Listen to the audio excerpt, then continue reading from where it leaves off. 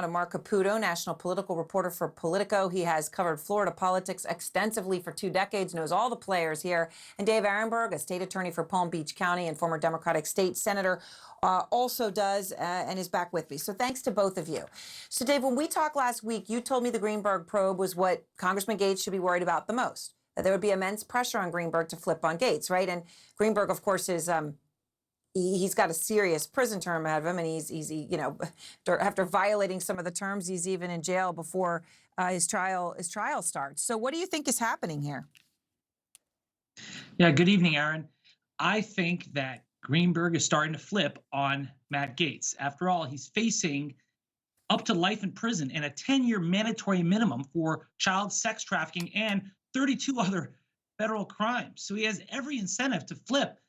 Plus, he is in jail right now, as you said, awaiting trial because he violated the terms of his pretrial release. So the only lifeline he seems to have is that there's a bigger fish than he is out there, Matt Gaetz. Matt Gaetz is a member of Congress, whereas Greenberg was just a local tax collector. And there's an old adage, when you go to the prosecutor's office for a deal, the first in, first to win. And it looks like Greenberg wants to be the first one in and get the best deal. I mean, and his lawyer, it wasn't just what he said, it was the tone he said it. I'm sure Matt Gaetz is not feeling very comfortable. I mean, it was said with like a level of snark and disdain from Greenberg's attorney. So it's pretty clear that's what they intend to do. We'll see as they negotiate a deal. So, Mark, sources are telling CNN that investigators think Greenberg recruited multiple women online for sex, introduced the women to Gaetz. The New York Times reviewed receipts from both Apple Pay and Cash App that show payments being made from Gaetz to Greenberg and then to at least one of the women. They're looking at whether drugs changed hands too and what exactly went down here. But Mark, it's pretty clear Greenberg and Gaetz hung out. Greenberg seems to know a lot about Gaetz. Well, yeah, I mean, our reporting as well showed, and this is according to 8 friends and associates of the two, that one of their things was to have women that Greenberg would meet or recruit in some circles on the sugar daddy website seeking arrangement. Now, the Bahamas trip, Greenberg wasn't on that.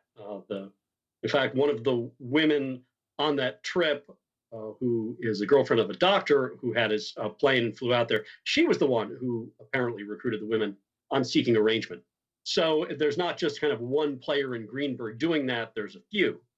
Now, the questions about what's sex trafficking as far as the adults, whether these women were truly escorts and whether the government can prove that, we're going to have really an interesting time kind of examining those allegations.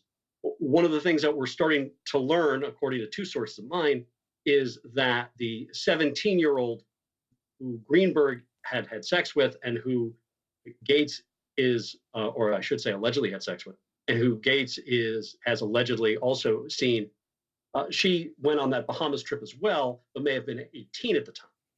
And so there appears to have been an ongoing relationship.